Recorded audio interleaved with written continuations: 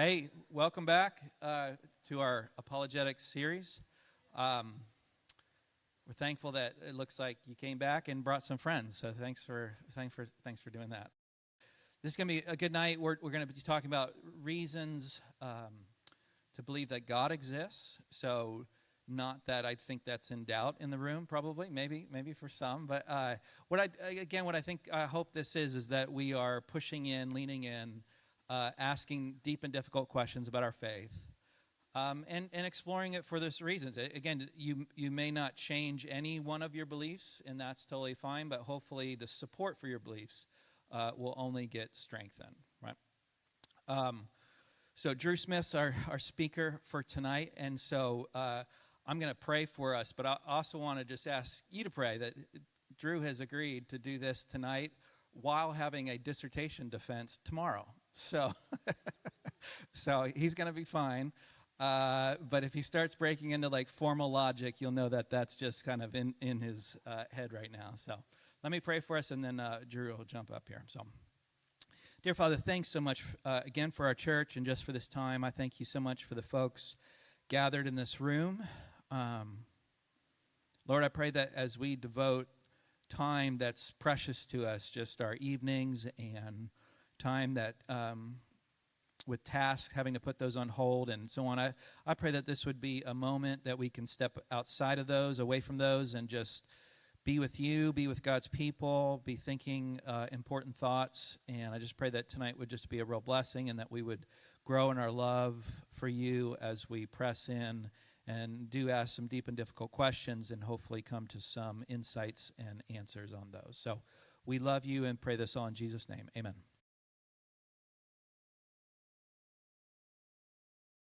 As he said, my name is Drew Smith. If we hadn't had a chance to meet, my wife, Kate, and I have been here for about a year, and we lead the Smith Life Group back there with Daniel Smith. You do not have to be a Smith to join our life group, but you do have to be a Smith to be in leadership of the life group. So as Travis mentioned, today we're going to be talking about the existence of God, and spoilers, the point is God exists. I don't know that.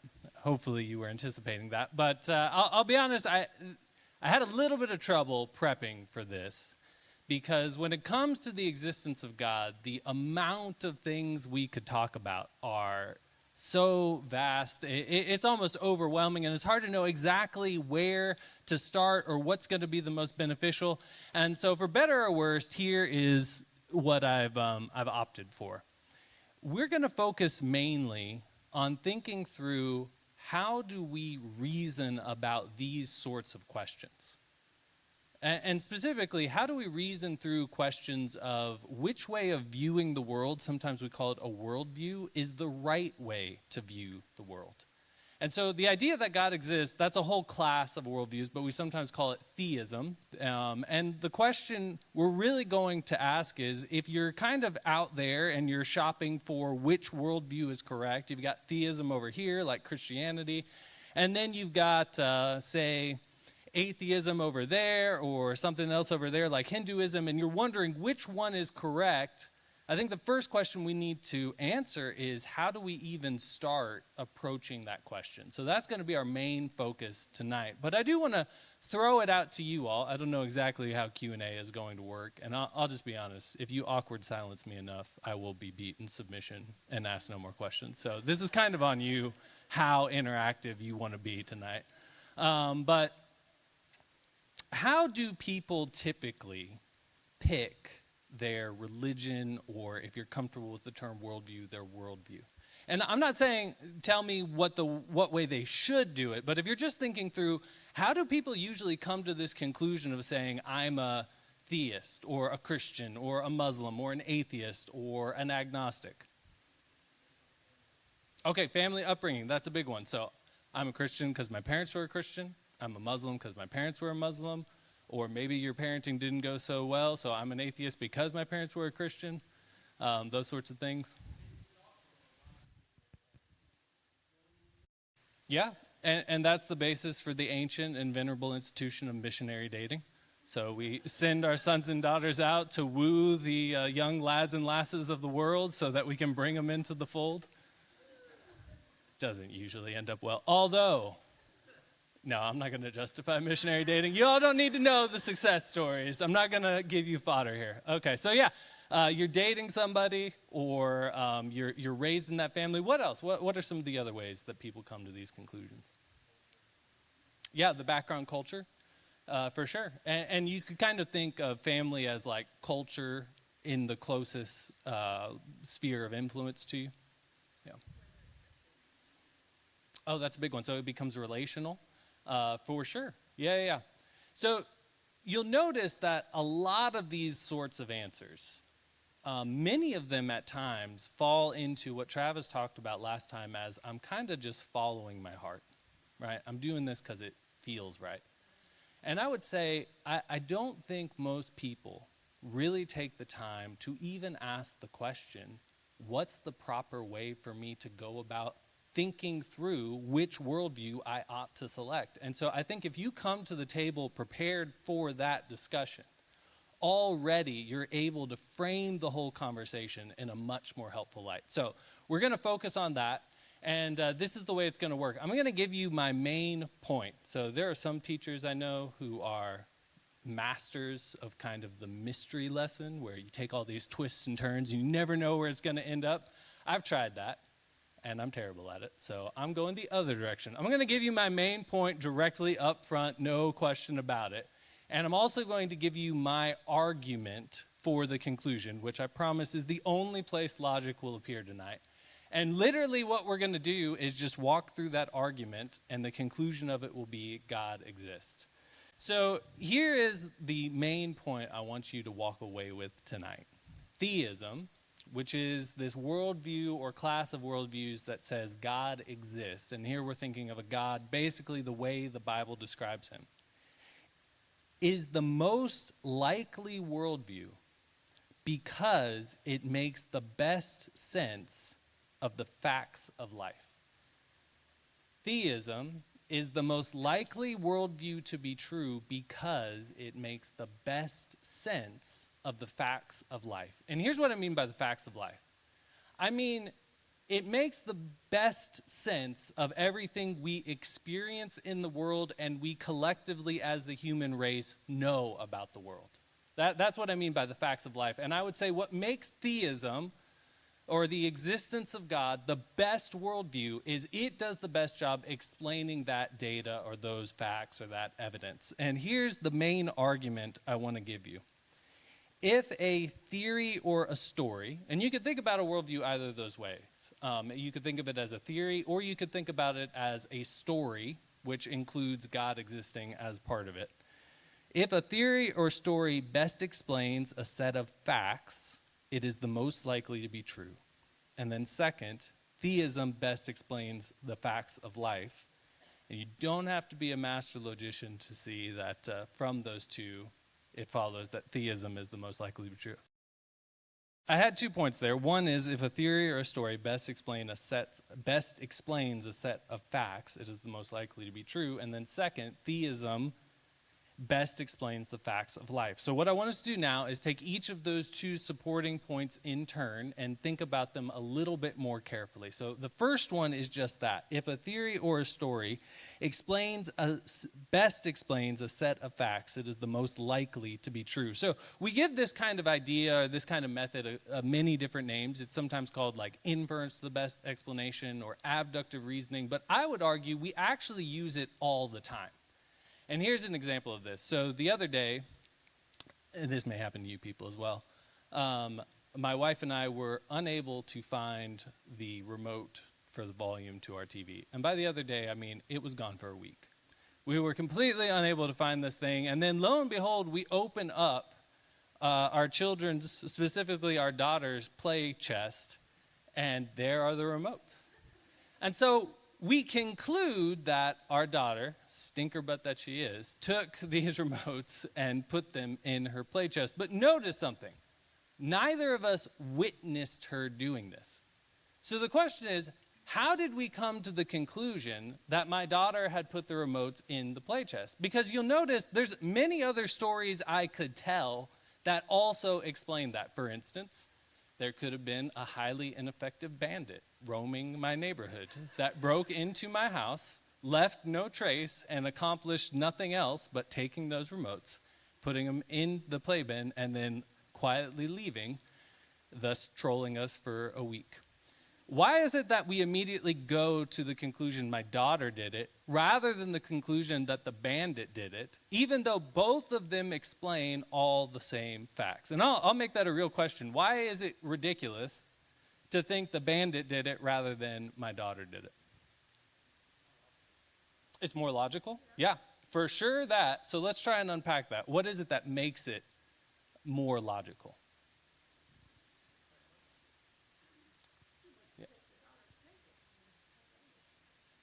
Oh, she's 1.5. Yeah. An advanced bandit, if ever there was one. Yeah.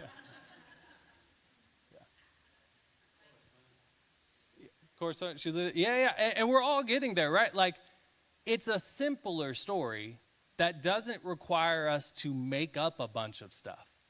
And typically that's what we want. What we want are stories or theories that explain all the facts or the data, but they do it in a really simple way. And they do it without having to make a bunch of stuff up. And that's really what we mean by a theory best explains. It accounts for all the data, it does it in a simple way, and it doesn't ask me to make a bunch of stuff up. And I would argue that this sort of reasoning underlies all human thinking just about. We use it every day, as you can tell from the experience with my daughter, but this is the way science works, and this is also the way that things work in a law court. And I really want to use that as our primary example, just to illustrate how this method works.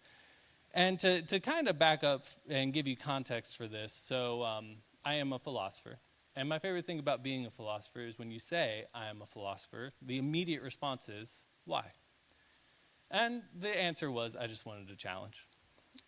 Anybody can make a living with a skill everybody wants, but only heroes can make a living with a skill nobody wants.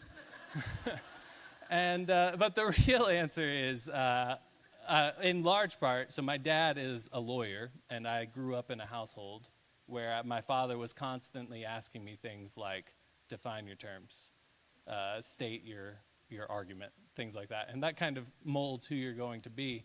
But my dad, being a lawyer, was often asked, because he was a defense attorney, would you ever defend a guilty client?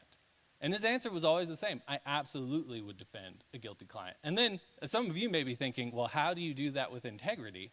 And his response was always the same. It's not my job to get this person off for their crime.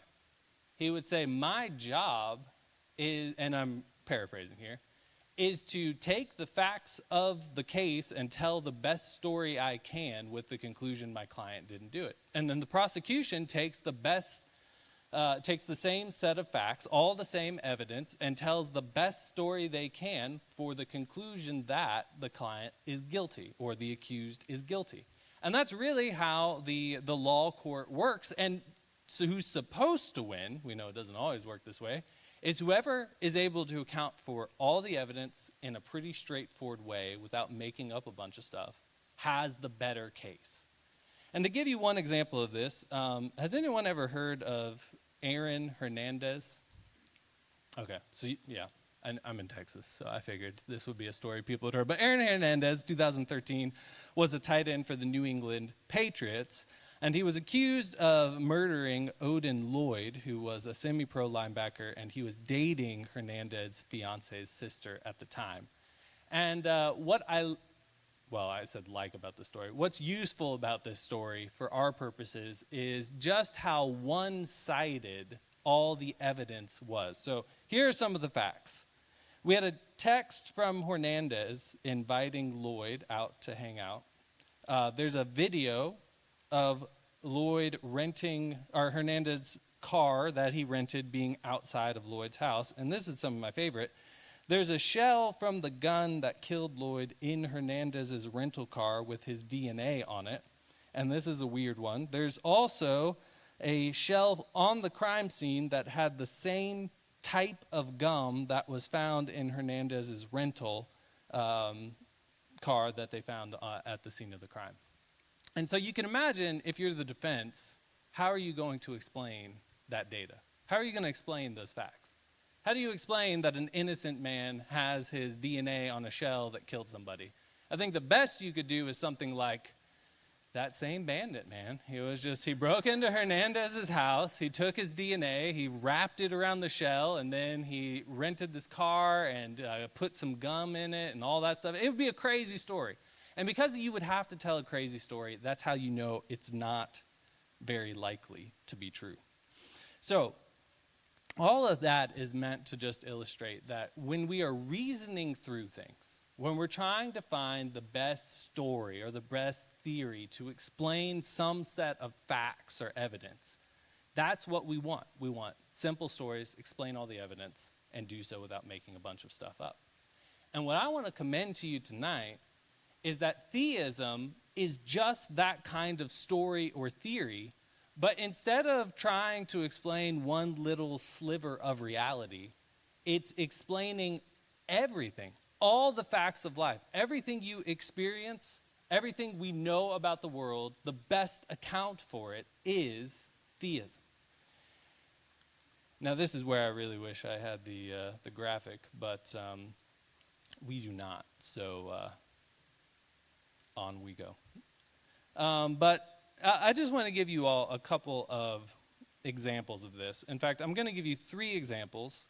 And my goal here is not to list out for you exhaustively all the many things that theism explains better than other worldviews. I just want to give you a sampling and then talk to you about how this kind of mentality, this framework, can be used to help you navigate questions about this. And my reasoning is this.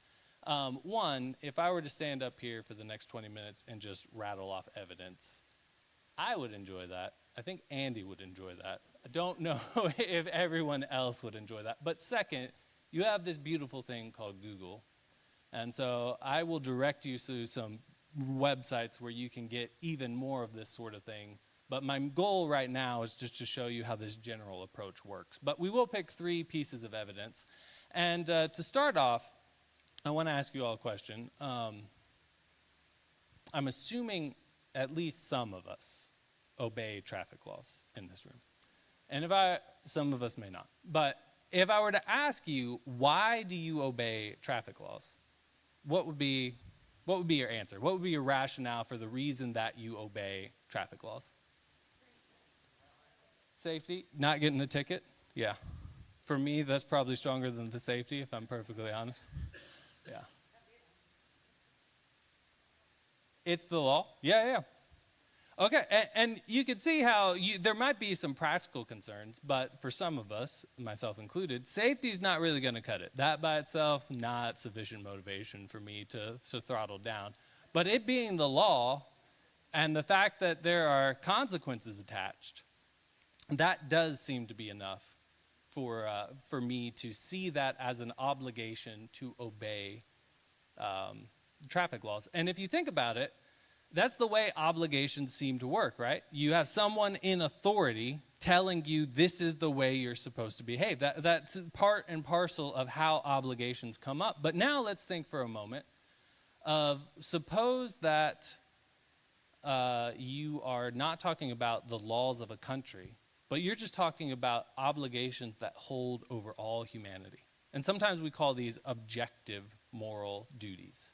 And by objective, we mean they're true whether you agree with it or not, right? So we would say something like you have a duty or an obligation not to just walk out into the neighborhood and start shooting people. And you have that duty and obligation even if you don't think you do or nobody in your neighborhood thinks you do. It's objective because it's not a matter of opinion. It's more like a fact. But then we have to ask the question, okay, well, let's imagine for a second that theism is false. There is no God. How would you explain, or how would you imagine someone tries to explain this idea that there are these duties we have that hold even if nobody agrees with them? That wasn't a rhetorical question.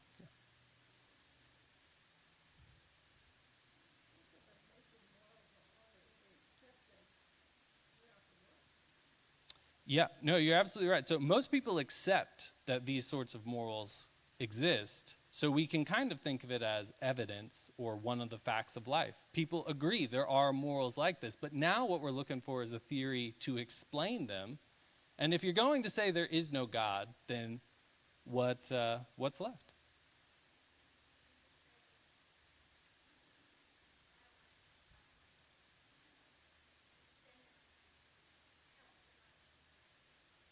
Okay, yeah. So, and at that point, it's more of a you scratch my back, I'll scratch your back sort of situation.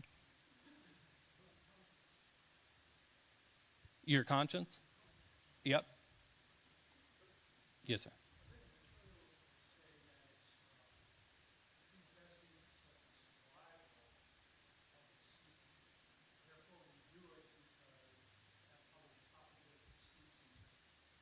Yeah. Yeah. Yeah. And now we can start to play a kind of, well, how good a job does your theory sort of game go? So, and this usually proceeds along these lines. Let's take that example. And then we can ask the question, suppose it were actually the case that the civilizations or the species that did the best job surviving were the ones that just allowed people to go out and start shooting at random. Would we then turn around and say, oh yeah, you know what? I think in that scenario, I think this is a perfectly moral thing to do. I think most of us would say, probably not. Or to make it a little bit more concrete, if you imagine that Germany won World War II and turned out to be the superior culture, would we then turn around and say, oh, well, then clearly the Holocaust was a justifiable thing to do because the winning culture decided to do it? And I think most people are going to say no. And you can do the same sort of thing of, well, if you could get away with murder and there wasn't any negative consequences, would you then think, oh, well, this is an okay thing to do? And I think most people are going to say, no, I really don't think that works out either. And the point behind all of that is just to show, if you believe God exists, then you've got a pretty easy way of establishing the idea that there are these objective moral duties that hold regardless of what anybody thinks. God has commanded this just the same way the government commands its laws, and that makes it binding. But if you take that away, if you try to do, or you try to embrace a worldview that denies God's existence, well then suddenly it becomes rather tricksy to come up with a really good explanation of where these moral duties come from. And it's analogous, I think, in some ways to being the defense attorney trying to explain how Hernandez's DNA got onto the shell that killed Lloyd. It's a tough job to do. And we could think of a couple other examples along these lines. So I'll give you two more. Here's another one. Most people will agree that the universe exists. If you find someone that doesn't, I would genuinely love to meet them because that sounds like a fascinating individual. And most people would even agree that the universe began to exist, right? So I don't want to open up a can of worms here, but most people will say things like the Big Bang was the start of the universe. And for our purposes, you don't even have to think that's true. All you have to do is admit, okay, we agree it's one of the facts of life that the universe kind of popped into being at some point, right? And you think the Big Bang did it. You might have some other theory, however that goes. But we all agree that's one of the facts of life that needs to be explained. And if you are a Christian, you can see how there's a pretty easy explanation there. The explanation is this all-powerful being that exists eternally and necessarily chose to create the universe. But now let's flip it around and say, suppose you think God doesn't exist. Well, now how are you going to explain that fact of life? Again, we don't have to play this game forever, but you begin to see the point. It's harder by far to explain that particular fact of life if you're denying that God exists. And then you could do one that I think is a little bit more at home, but how many of you all would say, and everybody's conversion story is a little different here, but how many of you all when you were saved would say that you had an experience that you would identify as kind of a personal connection with God? Yeah, most of us. And I'll be honest, I would say this. I can't really explain it in detail, but I would say that the experiences I've had at my conversion and afterwards are as real to me as my experience of seeing you all. Like, it was that sort of encounter. And I didn't hear him audibly. I couldn't exactly explain to you all that went into it, but it felt to me as real an encounter with another being as talking to you all right now. And if you look back over history, you'll find that across cultures and across time, people have consistently reported experiences like this. It's almost like humans are pre-wired to believe that God exists and continuously have various forms of encounters with him. And the range of miraculous can vary quite a bit, but then you think about, how are you going to explain that fact of life? And I think if you're a theist, if you believe God exists, it's a pretty straightforward explanation, right? The way you explain it is simply by saying, okay, God exists and these are real. We're having experiences of an encounter with a real being here. But then if you're not a theist, suddenly you have to come up with a different explanation. And it could be something along the lines of, well, maybe it's just kind of an accidental byproduct of evolution, kind of a fluke in the machine that we end up thinking this way. And you could say that, but notice what we're doing now is, this is kind of like when I said, well, maybe the thief just pops into the house and starts moving stuff around and leaves. You're starting to have to make your theory or your story less simple. You're adding in things. Whereas if you just say God exists, you can see how it easily explains that.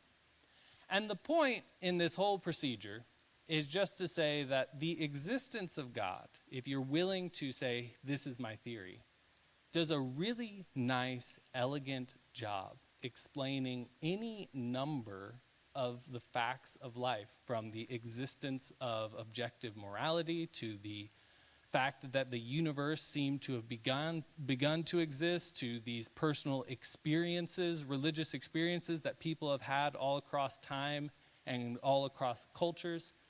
And when you opt for the other views, they seem to have a much more difficult time explaining these particular facts of life.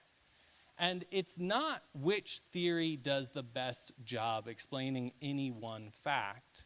It's which theory does the best job explaining all the facts. Which one does the best overall job? And so we'll look, for instance, I think Andy is going to cover the problem of evil. So, and I'm guessing you're not going to say this, Andy, but I'm just going to pretend this were the case. Even if it were the case that theism did a pretty meh job explaining the existence of evil in the world. I think Andy will get us better than meh. But let's just say it does a meh job explaining the existence of evil in the world. If on the whole, theism still did a better job explaining most of these facts of life, then you could walk away saying, look, I can't tell you how everything fits together with this or that, but just step back and look at the big picture. This seems to be doing the better job. And if we're going back to our original argument, the one that does the better job, the theory or the story that best explains the facts on the table, is the one that's most likely to be true. And theism, I would argue, does the best job of that. Now, I had more specific examples I wanted to show you all, so I apologize for the tech failures. But if you were interested in looking into this more, one resource I would send you to is a website called Reasonable Faith, and specifically looking for reasonable faith videos. And so there are a bunch of these short videos that are very well done that this ministry has put out, and it'll cover some of these facts of life. Things like, how does the fact that the universe began to exist, how does theism best explain that? Or the existence of these objective moral values and duties, or the fact that the universe seems uniquely engineered to bring about life. And all of those are available there. And the beauty of those videos is it's very easy to email them to people later as well. All right, so that's the framework. I'm going to pause there because the last thing I want to do is talk a little bit about how I use this framework in actual conversations with people. But before I get there, anybody have questions or comments about the framework or how theism fits into the framework?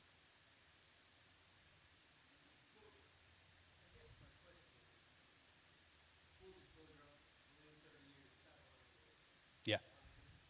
Yeah, yeah.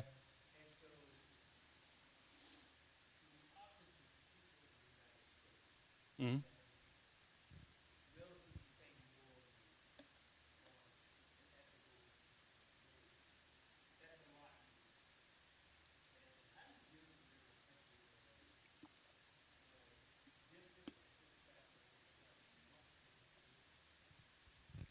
Yeah, no, I'll tell you what, I'll say that for next time. So, full disclosure, I was not a Marine for 30 years. For one thing, would have had to enlisted at the age of 2, and I'm not sure the U.S. military is that desperate. But I have had the fortune of having many international friends that I've been able to talk to that way, and in particular, one who was from Somalia. And I'll mention kind of how our conversations worked within this framework. Yeah. Yes, sir.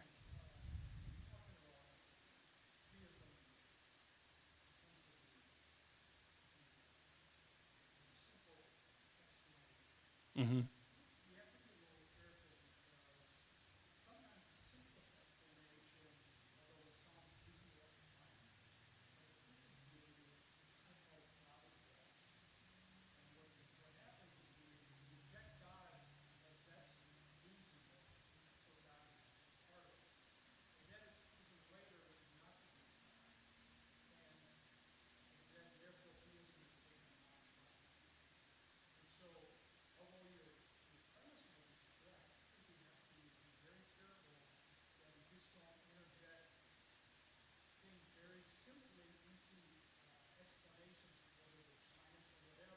Yeah.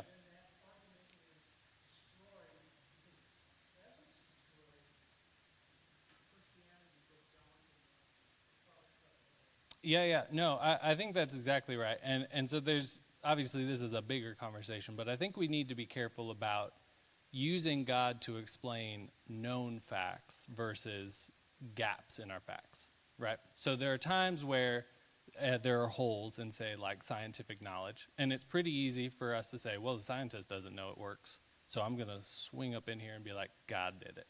And I, for instance, well, I won't tell you that example. I don't want to rag on too many people. I have a propensity for that sort of thing at times.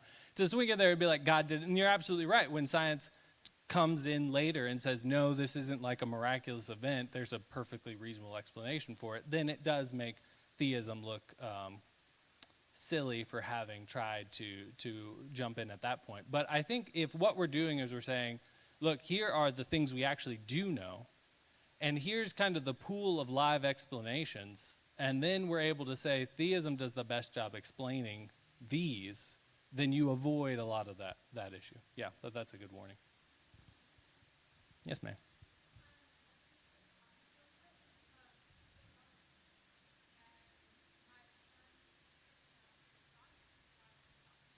Mm-hmm. Yeah. Yeah, yeah.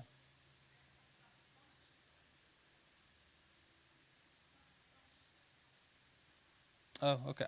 I'm not familiar with that term.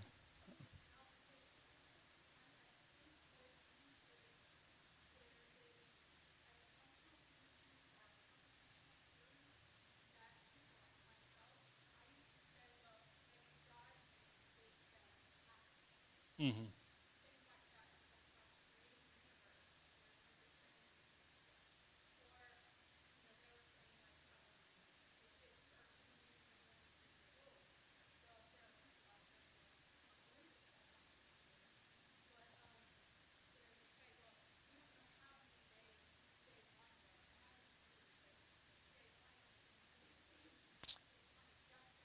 Oh, yes, I do know what you're talking about there. Yeah, so that, if it's what I think you're referring to, is getting into, there's several different ways Christians have come up with to interpret the first couple of chapters of Genesis, where you've got the creation account. One of those is what you would call like the functional account, which I think it was Winham. All right, you all don't care. I don't care. It doesn't matter what his name was. So, but yeah, so there's other ways Christians have come up to read it, where you can read it in such a way that you aren't committed to saying these were literal 24-hour days, or the earth is only 6,000 years old, those sorts of things. Yeah.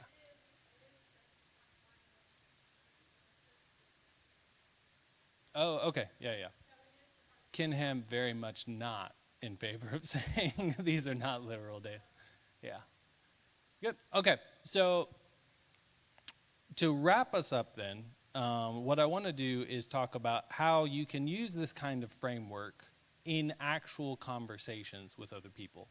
And the first is, I think this helps us to frame the conversation. So when somebody asks me the question, why are you a Christian? My typical response is something like this. Well, I'm a Christian because I think it makes the most sense of my experience and everything we know about the world. Now, right off the bat, if you answer in that way, I can pretty much guarantee you they were not expecting you to respond with that. Because that's framing it in a kind of way where it's a thoughtful answer, right? It's not just because, it's not because it feels right. Like there's more meat behind it. And the other thing is, it also opens up a whole range of directions you can go with the conversation. Because at that point, if it's more a matter of how this belief of mine, whether it's theism in general or Christianity in particular, is able to explain my experience and everything we know about the world, then you can pick something and show how it explains it. So you could bring in your testimony at that point. You could bring in the issues that we've talked about with morality or the beginning of the universe, or if you have other things in your tool belt, those can come in here. And it also allows the other person to dialogue a little bit more easily with you. And here's what I mean. So once you framed it in that way, then I think you can use the framework to do both offensive and defensive type of maneuvers. So offensive might be something like this. And this is where my friend from Somalia, this is a good example. So a typical way I'll phrase things is, okay, so you're a blank, and I've never understood how this blank worldview makes sense of this. And so I was talking to my friend. He was from Somalia. I always remember his name because it was Suleiman, which pretty close to Somalia. I don't know if there was a connection there. I'm not that learned or cultured, but it seems like a good guess. And I would ask him things like, I've never understood on Islam how you make sense of this idea that God is a just God, or something like that. And this would be dependent upon what we were talking about. But then, and notice what we've done there. We've both agreed God, whoever he is, whether it's his or mine, is a just God. And then I'm asking him, can you explain to me how on Islam God is just? And the reason being, you don't have a savior in Islam, right? There's no Jesus. There's nobody that died on the cross, which means that if you sin, then God's supposed to punish you. So how does it make sense that God chooses to let some people into heaven even though they've sinned and deserve punishment? And so we both agreed God is just, and now I'm asking him to try and explain to me in his worldview how that's true. And that just opens up the conversation from there. Or, and you can do this with any number of things. I've had many atheist friends over the years where I've asked them, I just don't understand how on your worldview you can say that the Holocaust was objectively wrong. Like, why wasn't it just a matter of opinion? And again, that opens up the dialogue between us and them. And clearly, so one caveat I should say at the beginning is there's a pretty obvious way to do these moves where you come across as a real jerk. And then there's another way to do these moves where it's a genuine discussion and it's a meaningful dialogue. So I'm going to assume, being all NorthPointers here, that you all understand how to do the meaningful dialogue bit.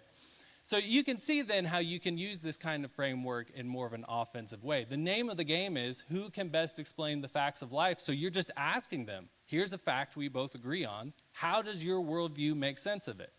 It also, I think, gives you a nice defensive type maneuver. So if people then come to you and they're like, well, Christianity does such and such, or was involved in the Crusades and yada yada. I think it's fair to say, look, I don't know how to make sense of that from the perspective of my worldview, so let me go think about it or ask about it. It's very easy to punt because what's important here is not who wins on any one given issue, but who's got the best story overall. And I think that takes the pressure off feeling like you have to be able to nail every single question they ask every single time. It's perfectly reasonable to say, look, I know that it explains these experiences I've had. I know my faith explains these facts I know about. I'm not sure about this, but I'll go find out. And then that frees you up to Google things or ask friends about it or come back to church and ask the pastor about it. It's a much more stress-free approach to the question. So, recapping everything, and then I'll turn it back over to Travis. And again, I apologize. There were several specific examples I wanted to show you all, but sadly, technology was not on our side tonight. The main point was this: theism is the most likely worldview to be true because it makes the best sense of the facts of life. And the rationale was that the worldview or the story that's going to be the most likely is the one that best explains in a simple, elegant way everything we know about the world and everything we experience as humans. And we only picked a couple examples, but I think on the whole, you can have high confidence that theism, and Christianity specifically, does the best job explaining all the facts of life. And once you've got that as your framework, it's then very easy to use that in conversations by telling people, yeah, this is why I am a Christian. This is why I'm a theist. I think it best explains everything I know about the world and everything I've experienced. And then you can push it on them to show you how their worldview explains these agreed upon facts. And that's it.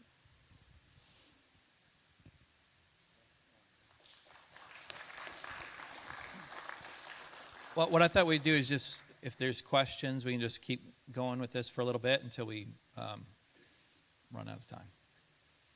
So questions on this for Drew, and I might chime in too. Why don't you start? And so is the question, so somebody who's challenging your faith and challenging you to think.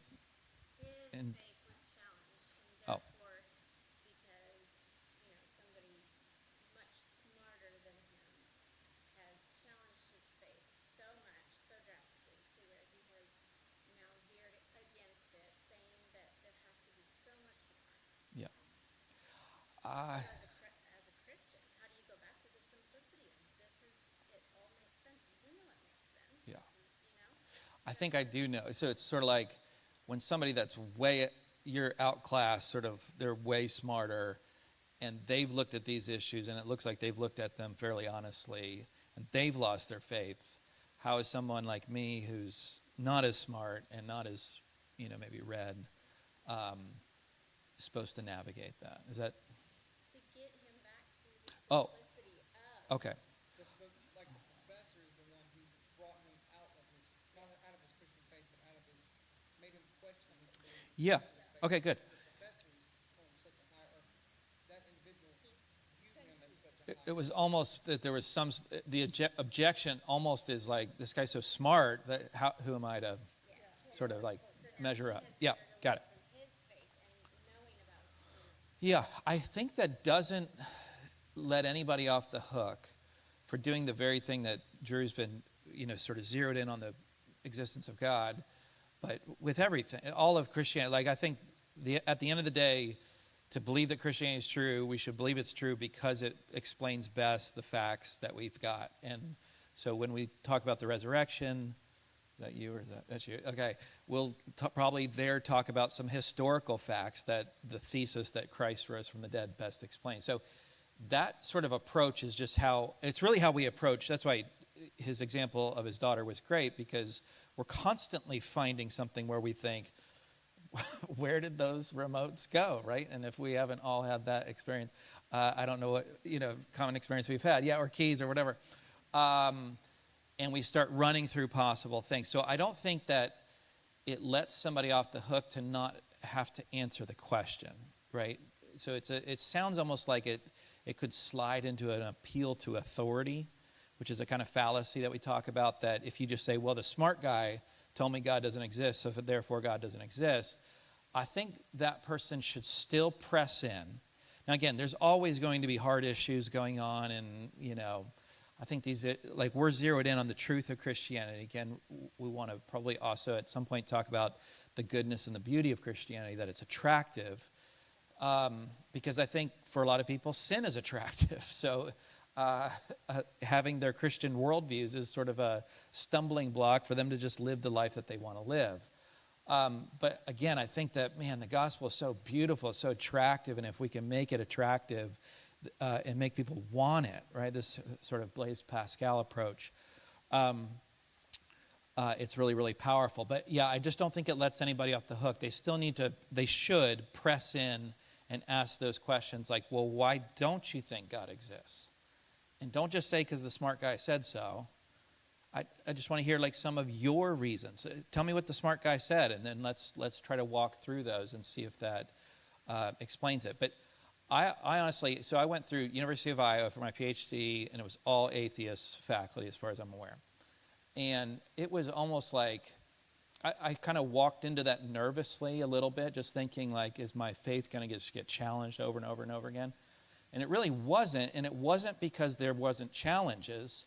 It's just that I'd walked through these things already. It was all pretty familiar, that I felt like I could give better answers than they did, or better challenges than they did, that I knew better challenges, that I was pressing on myself. So that's what I said last week was just, I want my kids to go through that, so that when they find themselves in that situation where there's this really smart professor, that all those challenges sound really familiar already. It's like, well, I know that, and I've already thought through this, and now you can't get all of it, of course, but I think what happens is, that's why I say, I keep doing my talk last week, but that's why I say aim for confidence, that if we get a few things under our belt, the beautiful thing is that we grow more confident, so that when we do have a challenge, it's not this emotional freak out. It's sort of like, okay, well, I don't know the answer to that, but I know the answer to these other questions that are similar to it. I bet there's an answer for that one too, and you just have this greater confidence. And you can kind of just emotionally distance yourself a little bit from the question and just ask it in a more rational way. And that's why I suspect there's just a lot more to the story than just, well, he's so smart, and so now I believe it.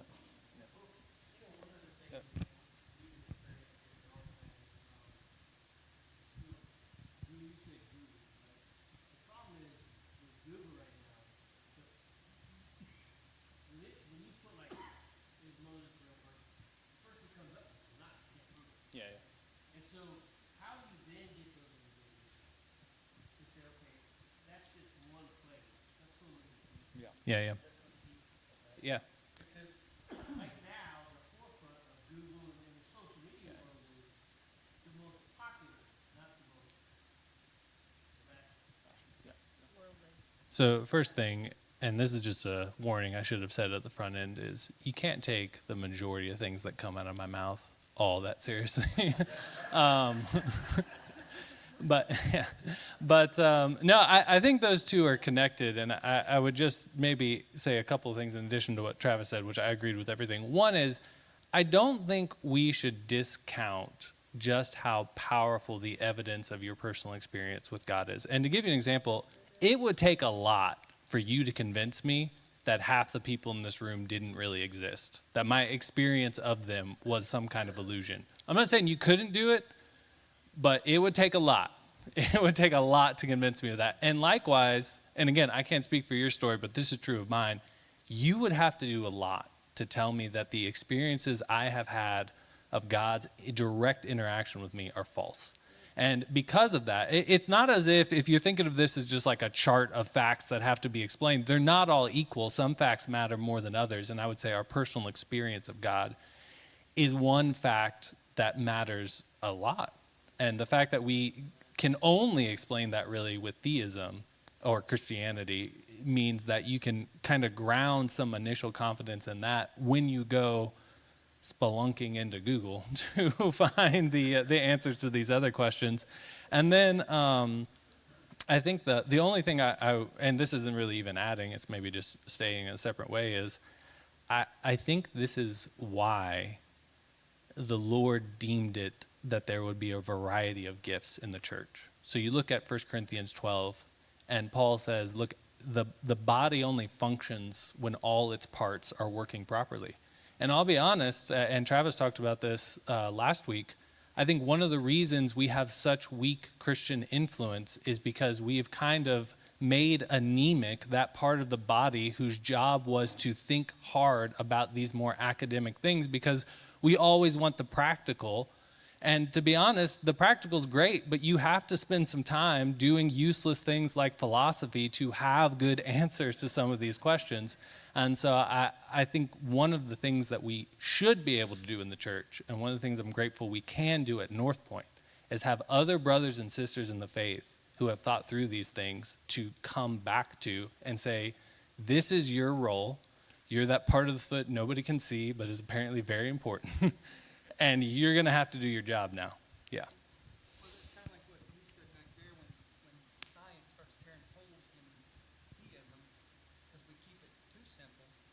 Like you said, we have other brothers and sisters that we can come to who are other parts of the body who can help patch those holes or those gaps where you may not can explain it like what you two or you Yeah. could or she could. Or, so Yeah. I think that's, like you said, that's the body as a whole. Each person has a member or is a member of the body. So. No, absolutely. And to that point, so I was a youth pastor for 5.5 years, and one of my firm convictions at the time was I don't think kids should ever leave our church and hear objections they didn't hear first. Hear first. Because the reality is so often people get blindsided when they walk into the college classroom because all they've heard are straw men and weak versions of arguments here. I think the better route is to say we need to have the hard conversations now so they are prepared before they meet the super smart professor. Yeah, and I think that's really good. I think that I think again we talked about this last week a little bit, but our kids, and some of us too, like sometimes need the help though. Like sometimes our faith needs that support of having some of these questions answered. And so I completely agree with you, so long as we don't say, well, I'm just standing on faith and I don't care about these challenges. Yep.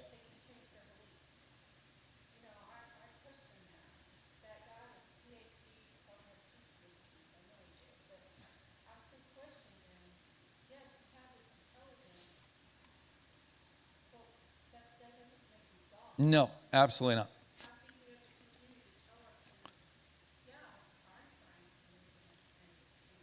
Right. And let's not forget it's a wash if you're just saying like, who's smarter, atheists or Christians? Like there's very, very smart Christians, there's very, very smart atheists. So that's why I say I don't think it lets you off the hook to just say, well, this really smart guy believes this, and so. Because I can show you 10 easy, really smart men and women who believe that Christianity is true and can answer all these questions. So we all have to press in, I think, and ask those questions and really fill out, okay, what can I point to for the reasons that Christianity best explains the facts of life? Do we want to say, isn't the facts of life? Anyway, facts of reality, maybe. But, You don't like facts? I don't know. Isn't that a show? Or? Yeah. I kept thinking, I know it's something, but it's okay. Probably before your time. I'm pretty sure Drew does formal logic with his 1.5-year-old, but I've actually, I have a Logic song I've sung to my children since then. Probably.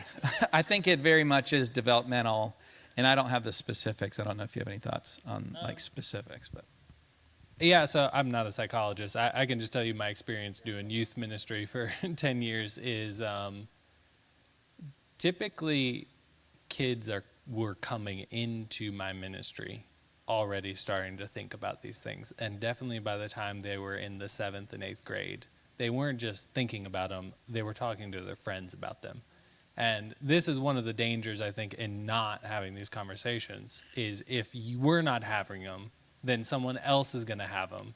And it's probably going to be other middle schoolers, which is not the most reliable intellectual pool that God has ever created to be navigating these issues.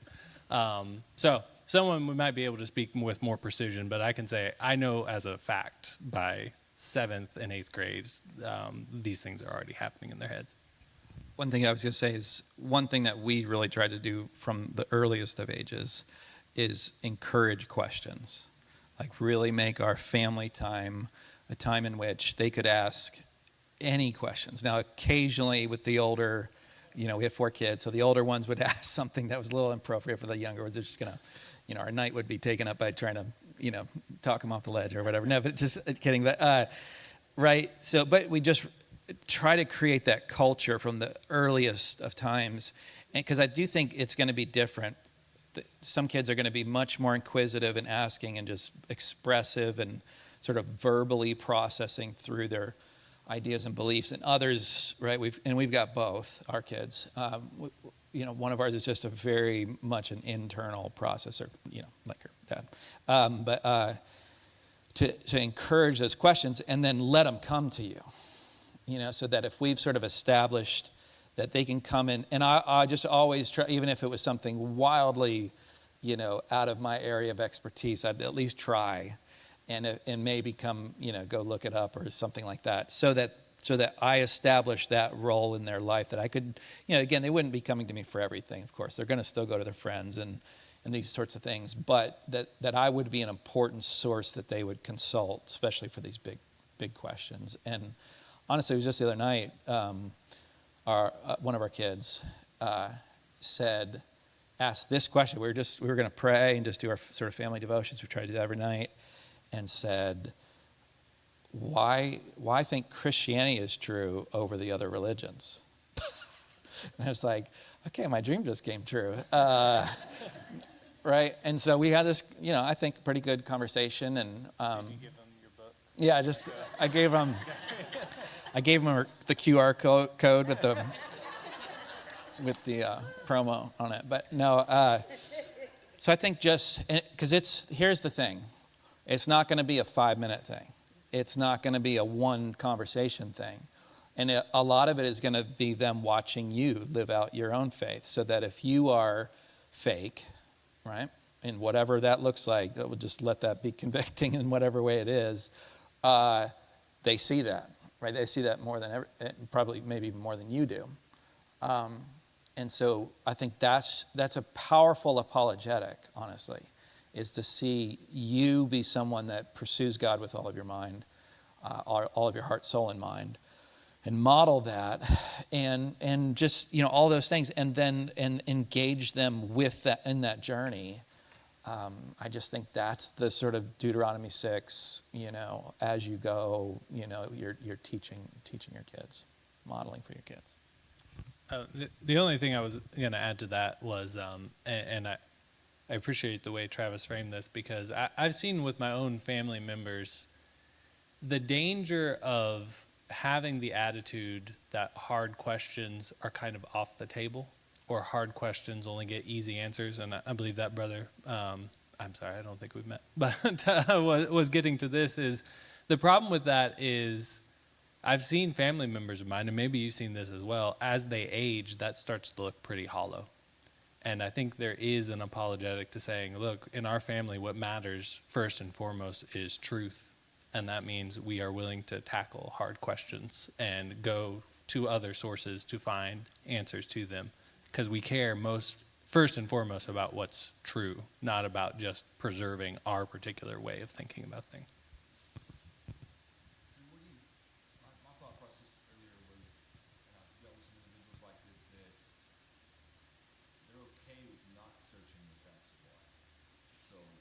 have that conversation, and you're like, what makes, tell me, you guys, the thought-provoking question of how your belief and your worldview makes sense to you, and then you kind of come back with yours, and they're like, well, maybe, but it doesn't really matter to them. And I think that is due to, here in America, where a lot of us, and especially I'm talking about usually it's mature individuals that become their own God. They don't need for anything. So tackling that has been something I've thought a lot about, and it's like you get to the point with somebody, and they're just like, well, maybe so, but I'm not really worried about it. Yeah. I'm not really worried about proving, because I'm just going to go through this life and have the best life ever. And so lighting that fire in somebody, it's got to start before you can even have, where they even want to have a dialogue. Yeah. So I've got two thoughts, and then I'm happy to turn it over to Travis. So one is, I think we can still do our best to make them uncomfortable in their worldview. So I don't think, sometimes these conversations, I think, are more of a war of attrition. And it's as simple as pointing out, like, hey, you believe this, how would you explain blank? And I think if they keep having to say, I don't know, enough times, often that can eventually shake them open. But then the second thing I might add is, I think the way we've framed this tonight is this is really kind of one side of a two-sided coin. That in actuality, when it comes to evangelizing others, it's not just an intellectual exercise. The heart and the personal relationship comes in. And so I agree with Travis 100%. Truth is fundamentally an intellectual issue. But I think where the heart kicks in is, the heart is often what makes you care about the truth. And that's where I would say having the base of a loving relationship, where sometimes people walk in here and they feel loved and they want it to be true, is enough to jumpstart the conversation where now the head is willing to come in. Here's the quote I think butchering earlier, but I think it really speaks to, this is the Pascal quote. He said, men despise religion. They hate it and fear it is true. They fear it is true. To remedy this, we must begin by showing that religion is not contrary to reason. That's a lot of what we're doing in this series. That it is venerable to inspire respect for it. Then we must make it lovable, or some translations say attractive. To make, and I love this line, to make good men hope it is true. Right? So the case that we make, again, they fear it, but they need to sort of get to that place where they hope it's true. And I think that's a bit of what you're talking about, where somebody walks in here and sees the love and sees things that are attractive, and they begin to hope that it's true. And then he says, finally, we must give reason to believe it is true. Right? So it's almost like those steps are important for somebody to have the right sort of soil for the seed to take effect. And this is where, I think having could be. It really could be. It becomes clear, some people, you give them this knockdown, drag-out case for the truth of Christianity, and they just shrug it off and say, well, what about this? And, it's like, they're not, that's why I said, like, that's like just asking why. That was last week. But I think that having a awesome marriage and an awesome family can be some of the most powerful apologetic that we can put out there, right? Having a church that really genuinely loves each other, that is helpful, that is, helping the poor and the, disenfranchised and so on, is a powerful apologetic. Now, again, what does it do? Well, it probably just makes them hope it's true. And then we come in with reason to show that it is.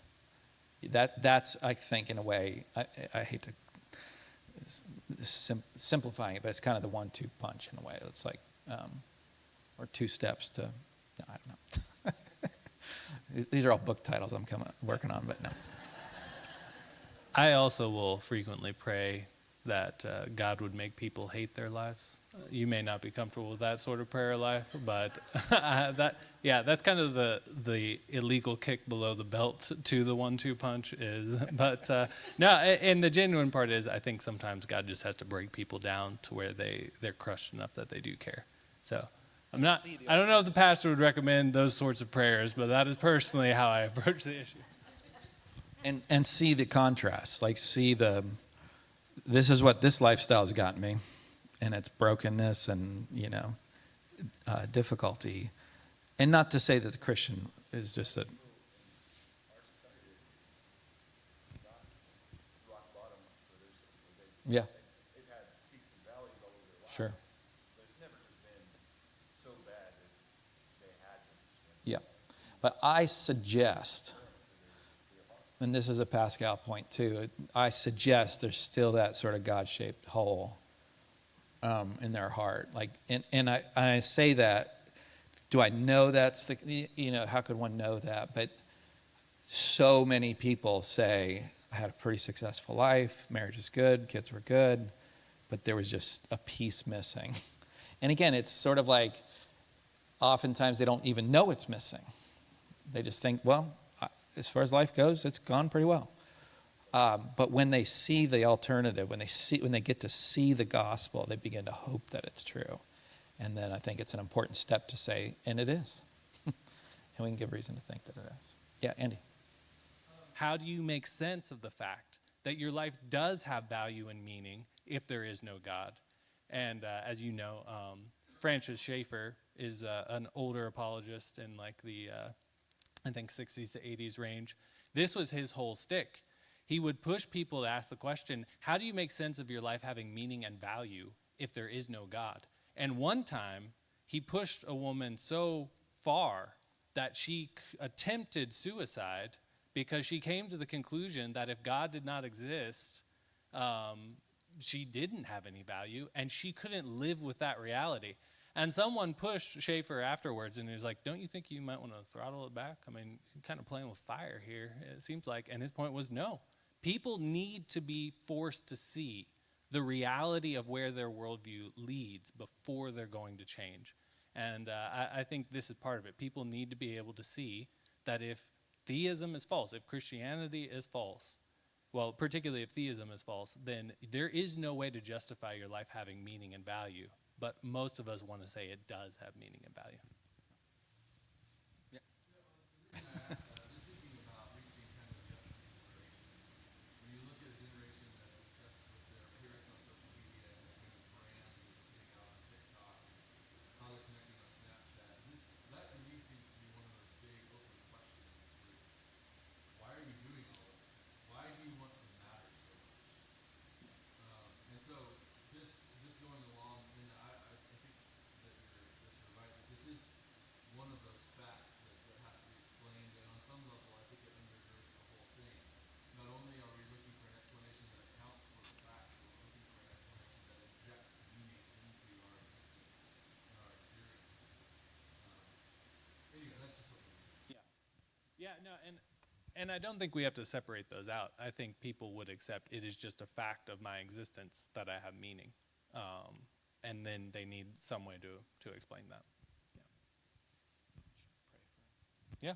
All right, so we are out of time. I will close this in prayer, and then we'll be done. Father, I thank you that you have given us, both through your word and in the world around us, ample reason to see not only that you exist, but that you are a good and awesome God worthy of worship. And I pray that as we go back into our lives from here, we would do so with a renewed fervor and passion for showing others just how powerful the story of Christianity is to make sense of their life, and that might be a tool to bringing many to faith out of darkness and into the light. And we pray this in Jesus' name. Amen.